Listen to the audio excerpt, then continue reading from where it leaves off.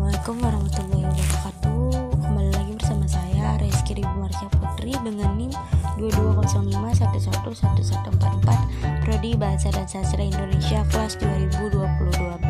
Di video kali ini saya akan membahas tentang mata pelajaran teori sastra dan judul selanjutnya yaitu teori intertekstual. Pengertian teori intertekstual secara luas, interteks ia artikan sebagai jaringan hubungan antara satu teks dengan teks yang lain.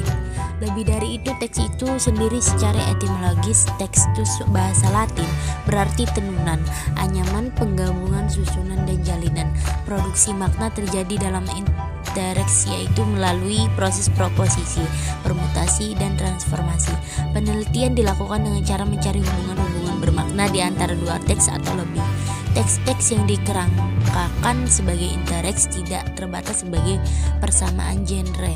Interteks memberikan kemungkinan yang seluas-luasnya bagi peneliti untuk menemukan hipogram. Intertekstual merupakan kajian teks yang melibatkan teks lain dengan mencari dan menelaah hubungan tersebut. Suatu teks dalam kacamata intertekstual lahir dari teks-teks lain dan harus dipandang sesuai tempatnya dalam keluasan tekstual. Selanjutnya, intertekstual menurut para ahli. Menurut Kristeva dalam Wharton, intertekstualitas merupakan sebuah istilah yang diciptakan oleh Julia Kristeva. Istilah intertekstual pada umumnya dipahami sebagai hubungan suatu teks dengan teks lainnya. Selanjutnya, menurut Bakhtin, pendekatan intertekstual menekankan pengertian bahwa sebuah teks sastra dipandang sebagai tulisan, sisipan atau cengkokan pada kerangka teks-teks sastra lain seperti tradisi, jenis sastra, parodi, acuan, dan kutipan. Dan yang terakhir menurut Luxemburg dalam Nurgian Toro 1950 mengartikan intertekstual sebagai kita menulis dan membaca dalam suatu interteks, suatu tradisi budaya, sosial, dan sastra yang tertuang dalam teks-teks. Setiap teks bertumpu pada konvensi, sastra, dan bahasa yang dipengaruhi oleh teks-teks sebelumnya. Selanjutnya menganalisis intertekstual pada novel Surat Kecil untuk Tuhan dan novel Air Mata Surga. Berikut ini pembahasan hasil analisis karakter tokoh, alur latar hubungan intertekstual, hubungan hipogram, dan transformasi digunakan dalam novel Surat Kecil untuk Tuhan karya Agnes Davonar dan novel Air Mata Surga karya E. Rokajat Asura. Novel Surat Kecil untuk Tuhan adalah sebuah buku yang diangkat dari kisah nyata perjuangan gadis remaja penderita kanker.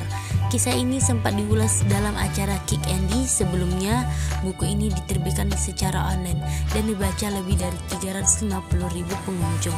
Banyak pembaca yang terinspirasi oleh kisah novel ini, sehingga buku ini dicetak secara luas yang terjual lebih dari 30.000 buku. Buku ini mencetak sukses di Indonesia dan Taiwan dalam waktu 2 bulan. Novel ini menceritakan tentang seorang anak gadis yang cantik, pintar, baik hati, ceria, penyabar, ikhlas, rajin, penyayang, dan sederhana. Cantika atau biasa dipanggil Keke, berusia 13 tahun yang menderita kanker jaringan lunak pertama di Indonesia. Novel Air Mata Surga adalah satu di antara karya sastra yang diciptakan oleh E. Rokajat Asura. Novel ini sangat menarik karena novel ini menceritakan tentang seorang anak yang berusia 10 tahun yang terus berusaha bertahan hidup melawan kanker. Anak itu bernama Barah. Ia yatim piatu karena ayahnya meninggal tertabrak truk dan tak lama kemudian ibunya pun meninggal karena kanker.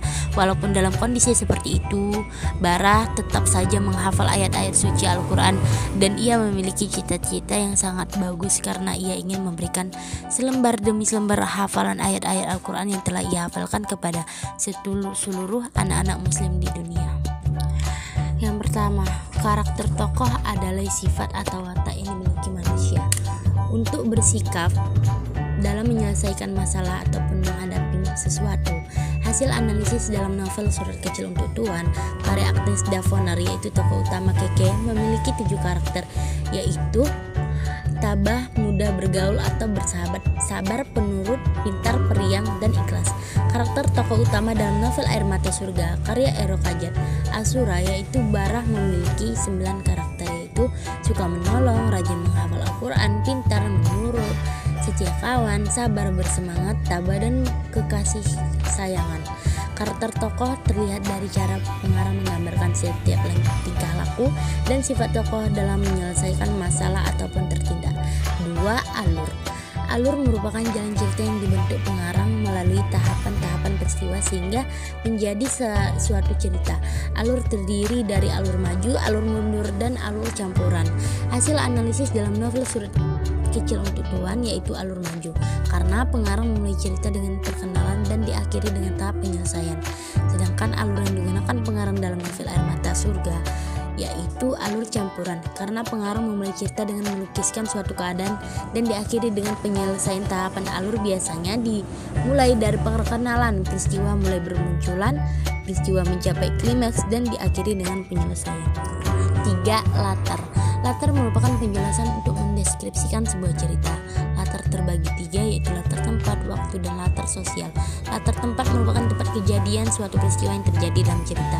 Latar waktu merupakan kapan terjadinya sebuah peristiwa dalam cerita. Latar sosial merupakan kehidupan sosial masyarakat yang ditimbulkan pengarang dalam sebuah cerita. Hasil analisis dalam novel Surat Kecil Untuk Tuhan dan karya Agnes Davonar meliputi latar tempat dalam novel Surat Kecil Untuk Tuhan karya Agnes Davonar yaitu 19 tempat, yang digunakan latar tempat dalam Air Mata Surga karya Erokajat Asura yaitu 22 tempat. Latar waktu dalam novel Surat Kecil Untuk Tuhan karya Agnes Davonar yaitu 8 waktu yang digunakan. Latar waktu dalam novel Air Mata Surga karya Erokajat Asura yaitu 5 latar waktu yang digunakan. Latar sosial dalam novel Surat Kecil Untuk Tuhan karya Agnes Davonar yaitu kepercayaan masyarakat terhadap mitos dan kepercayaan manusia terhadap karma atau kisas. Latar sosial dalam novel Air Mata Surga karya Erokajat Asura yaitu kehidupan masyarakat Arab, peraturan daerah Makkah, kehidupan masyarakat Saudi, kehidupan masyarakat Timur Tengah. Intertekstual. Intertekstual merupakan adanya persamaan dan perbedaan yang ada dalam novel dan adanya kaitan antara novel yang lahir duluan dengan novel yang lahir selanjutnya. Hasil analisis hubungan intertekstual pada novel Surat Kecil Untuk Tuhan karya Agnes Davonar dan novel Air Mata Surga karya Erokajat Asura yaitu adanya persamaan pada karakter tokoh, latar tempat, dan latar waktu, serta 10 adanya perbedaan pada alur, latar, dan bahasa yang digunakan dalam kedua novel. Hubungan intertekstual terlihat dari persamaan dan perbedaan yang ada pada karakter tokoh, alur, latar, serta dilihat dari segi bahasa yang digunakan dalam kedua novel tersebut. 5. Hipogram. Hipogram merupakan suatu karya yang diduga menjadi dasar dalam munculnya sebuah teks atau novel yang lahir berikutnya. Transformasi adalah memindahkan sesuatu dari teks yang satu ke dalam teks yang lain. Terkadang apa yang ditransformasikan itu terlihat jelas sama dan terkadang tidak terlihat jelas, tergantung pada pengarangnya sendiri. Novel Surat Kecil Untuk Tuhan karya Agnes Davonar merupakan hipogram untuk novel Air Mata Surga.